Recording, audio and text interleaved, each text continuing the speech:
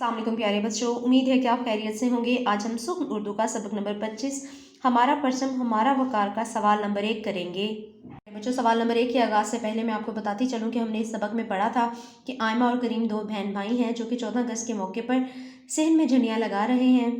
उनके अब्बाजान सजावट देखकर बहुत खुश हुए और उनको शाबाश दी। अचानक अब्बाजान संजीदा हो गए क्योंकि उन्होंने ज़मीन पर पड़ी हुई झंडियाँ देख ली थीं। उन्होंने आयमा और करीम को बताया कि प्यारे बच्चों, ये सब्ज़ हिलाली परचम हमारी आज़ादी और ख़ुद मुख्तारी की निशानदेही करता है, लिहाजा हमें इसके इज़्ज़त और वक़ार का हमेशा पास रखना चाहिए।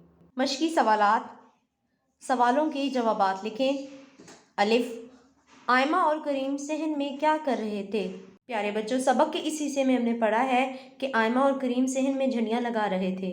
सवाल का जवाब होगा आयमा और करीम सहन में झंडियाँ लगा रहे थे। बे, अब्बाजान किस बात पर संजीदा हो गए? प्यारे बच्चों, हमने सबक के इस हिस्से में पढ़ा था कि झंडियाँ ज़मीन पर पड़ी हुई थीं जिनको देख के अब्बाजान संजीदा हो गए थे। लिहाजा इस सवाल का जवाब होगा ज़मीन पर बिखरी हुई झंडियाँ देखकर अब्बाजान संजीदा हो गए।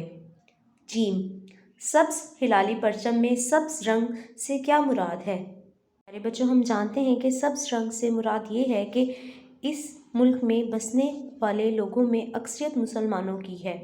इस सवाल का जवाब होगा सब्ज़ रंग से मुराद ये है कि इस मुल्क में बसने वाले लोगों में अक्सरियत मुसलमानों की है। दाल, पाकिस्तानी परचम में सफ़ेद रंग से क्या मुराद है?